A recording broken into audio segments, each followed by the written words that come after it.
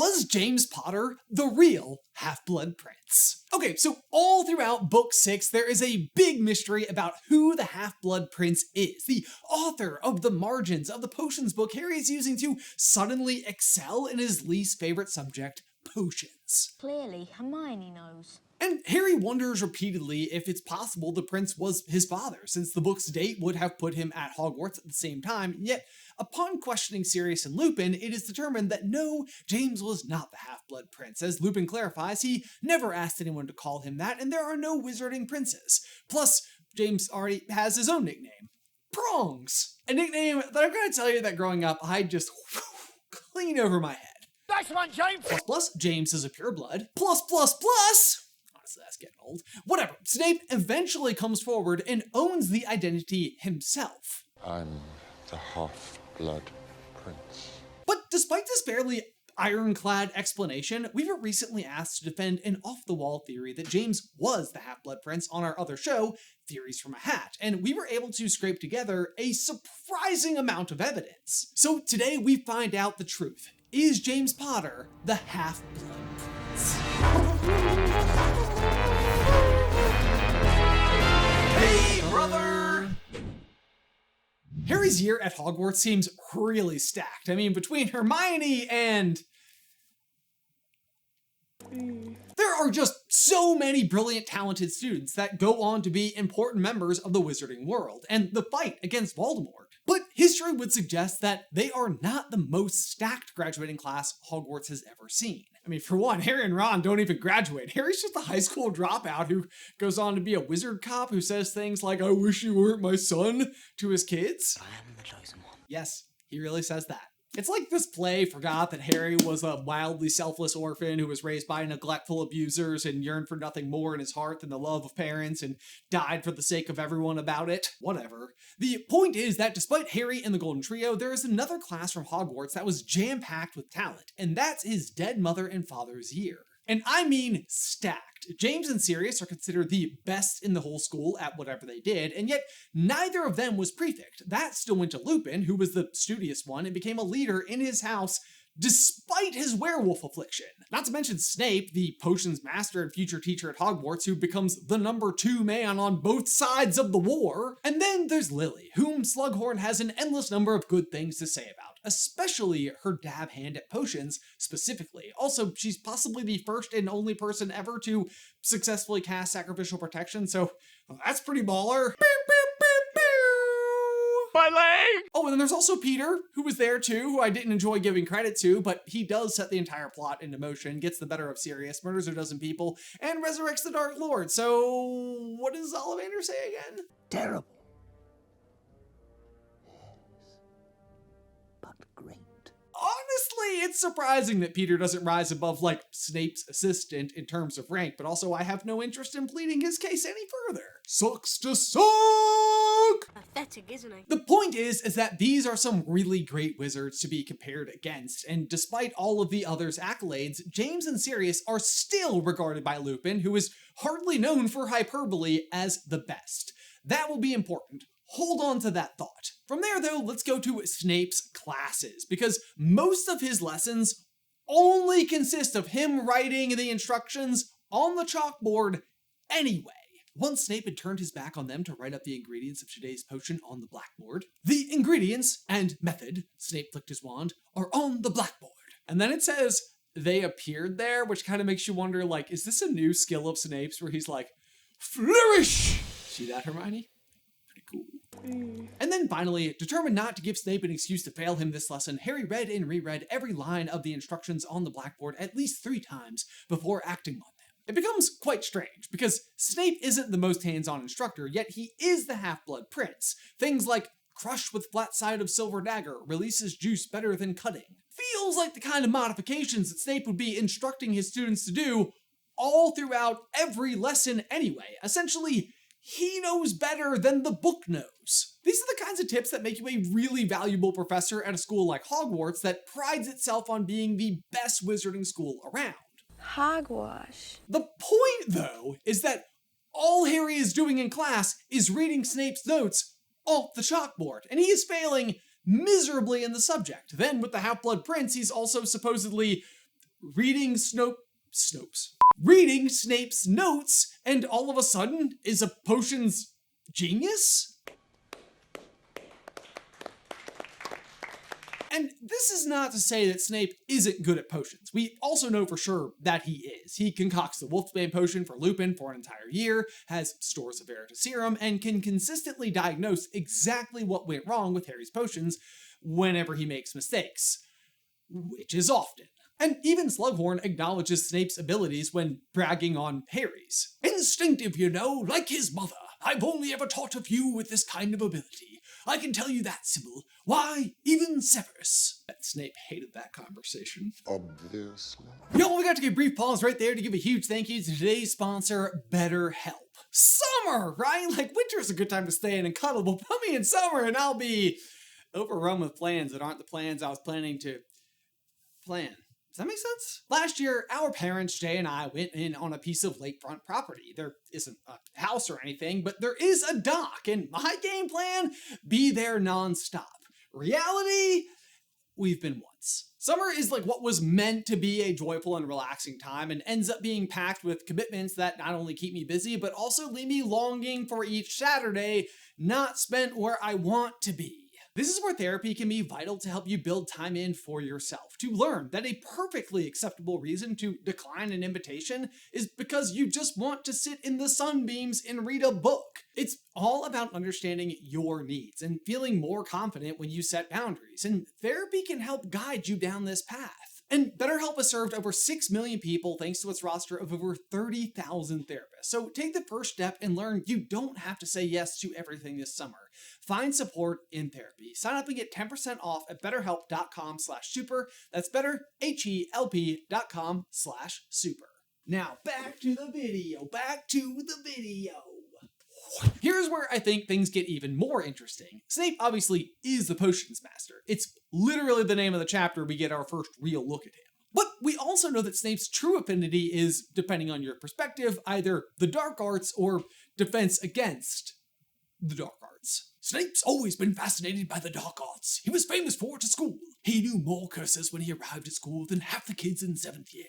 But then also, when speaking to Bellatrix, he acknowledges that he was rather forced to teach potions and not his favorite subject. Dumbledore wouldn't give me the defense against the dark arts job, you know. Seemed to think it might, bring about a relapse. Tempt me into your old ways. Now, this was your sacrifice to the Dark Lord not to teach your favorite subject? In case you guys aren't up on the bit, Bellatrix is now a Southern Belle. A Trix. Are for kids. That's a Trix joke. Trix cereal. Which is a thing with a rabbit.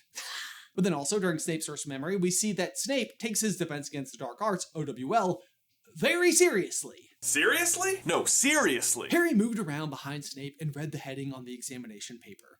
Defense against the dark arts. Ordinary wizarding level. Snape had to be 15 or 16, around Harry's own age. His hand was flying across the parchment. He had written at least a foot more than his closest neighbors, and yet his writing was minuscule and cramped. Every indication everywhere you look shy of his teaching post suggests that Snape's true passion was defense against the dark arts and not potions, no matter how good at potions he might actually be. Obviously. But then let's also remind ourselves of who is a fantastic potioneer and the true subject of Snape's deepest passion, Lily Evans. For some reason in that moment, I almost called her Lily James Evans, like as if her middle name was James. Don't know why. That's just Lily James. She grew up down the holler from old Belle. The Tricks. That was Pete Malfoy. That's Lucius's brother who lives in the bayou. Gator Mail. But then from there, take another step and consider how James and Sirius are the best at everything. They're popular, smart, fun, and great at Quidditch. Well, at least James. Sirius, maybe not so much, but full video by clicking the card. The Quidditch. Really serious? Seriously though, Ben. Seriously? No, seriously. Despite James's talent though, Slughorn cannot shut up about Lily when it comes to potions. Over and over and over again, he attributes Harry's talents not to James, but to Lily. The clear winner, he cried to the dungeon. Excellent, excellent, Harry. Good lord, it's clear you've inherited your mother's talent. This suggests that despite James and Sirius's presence in his classes, she was the one wowing the professor, not them. And that's where it all lines up if you're Snape. Lily is great, possibly even legendary at potions, and to be great at something, you almost have to really enjoy it as well. So, how to win over the girl you like and simultaneously prove how much better you are than James Potter? Become the other best person in the school at potions. Match her talent at potions. The one area where anyone at all is outshining the Marauders. I can teach you how to bewitch the mind and ensnare the senses. But how to do it? How do you simply become better than the best? Well, by resorting to all of your dark arts knowledge and your Slytherin cunning, of course, you steal his textbook and claim it as your own. Or at least, sort of. There are a couple of details that we need to cover. One is that during Harry's step inside of Snape's source memory, he describes Snape's handwriting as cramped. Again, we could read, Snape had to be 15 or 16, his hand was flying across the parchment, his writing was minuscule and cramped. Which is the exact same descriptor that is used to describe the handwriting in the Half-Blood Prince's copy of Advanced Potion Making. Along the bottom of the back cover, in the same small cramped handwriting as the instructions that had won him his bottle of Felix Felicis, said, "This book is the property of the Half-Blood Prince." And obviously Snape is the one who claims the moniker Half-Blood Prince, a reference to his mother, Eileen Prince, who, in contrast to his father, Tobias, is a witch versus his father, who is a muggle and also abusive. But not, like because he's a muggle, but like, well, you get it. So, to be clear, it is Snape's copy, just not his information, not his instruction. That part he stole from James's copy in order to best him, or at least possibly that's the case. From there, though, another cool detail from Snape's source memory isn't just how Snape handles his schoolwork, but also how James handles his. Harry stared at Wormtail for a moment, then back at James, who was now doodling on a bit of scrap parchment. He had drawn a snitch and was now tracing the letters L-E. What did they stand for? How thick could you get? So while Snape writes cramped details aggressively, James is known to add his own embellishments to the page, just like the Half-Blood Prince. Further evidence behind this is going to be found not only in the potion-making portion of the prince's notes, but also the spells, specifically Levicorpus. Harry discovers it one morning and takes a stab at this non-verbal spell. Pointing his wand at nothing in particular, he gave it an upward flick and said Levicorpus inside his head. Ron was dangling upside down in midair as though an invisible hook had hoisted him up by the ankle.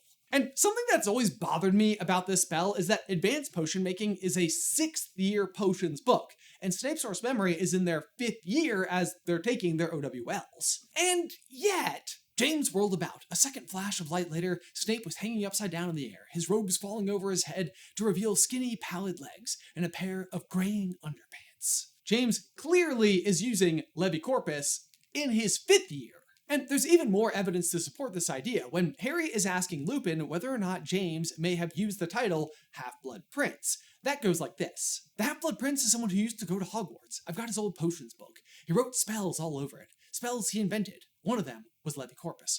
Oh, that one had a great vogue during my time at Hogwarts, said Lupin, reminiscently. There were a few moments in my 5th year when you couldn't move for being hoisted into the air by your ankle. The point is, James was using this spell before Snape would have even had the potion book, which is taught in year 6. And if it had been used for a whole year, why does he write it down a year later?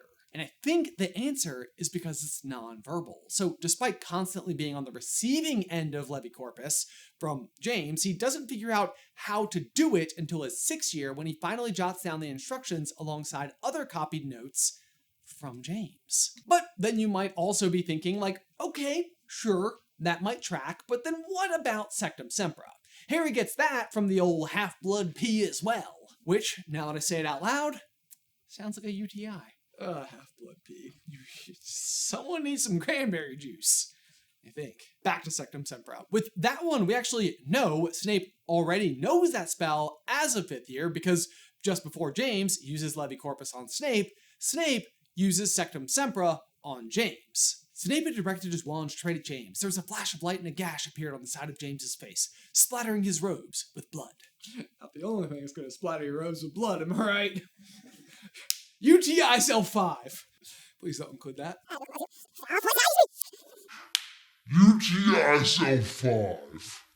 This one we think Snape himself did invent, as it's dark magic, something that we know James hated and Snape was very interested in, plus he alone seems to know the cure for it when we see him heal Draco. So despite maybe copying most of the information from James, he also includes this spell of his own as well. Then, at last, consider one final detail. Where does Harry find his copy of Advanced Potion Making? Because, remember, he doesn't believe he can take potions in his 6th year under Snape's requirement to only accept students who have achieved an O in their OWLs, thus defeating Harry's ambition to become an Auror. However, McGonagall explains that Slughorn doesn't hold such a high standard and enlists him in the course on the first day of school. This means that Ron and Harry duke it out over the final 2 copies in the school's cupboard, where Harry lays hand on the Prince's edition. Here's the mystery, though. Why would Snape, of all people, leave his own copy with annotations behind? Because he hates it. He hates that in his attempt to impress Lily Evans, he had to resort to borrowing knowledge from the most arrogant man he ever knew, the student who believed himself so smart that he knew better than even the author of the text. Snape had to rely on James Potter, the pure-blood king. Wait. No, I hate that. What I'm trying to say is Snape stole James's ideas. Mic drop. Hey brother, Bradford here with a vanishing duck in a cup shot. Evanesco. Hey, brother! How did that get in there? Okay, so I'll be the first to admit that this started out as a ridiculous idea, but I was pleasantly surprised by how well we were able to support it, so I'm curious to hear your thoughts in the towel section down below. Also, guys, don't forget that we are going on tour this September for our podcast Through the Griffin Door, where we are going to be doing a live performance of Jay vs. Ben and the show itself. If you'd like to check that out, you can get tickets in the description down below. New York City and Philadelphia are already sold out, but the other 4 locations still have tickets. Y'all, thank you so much as always for watching. Be sure to like this video and subscribe to the channel so you don't miss out on any future Harry Potter action from us. If you'd like to find out whether or not Snape played Quidditch, you can check out this video right over here. But otherwise, until next time, don't forget, ducks go in cups.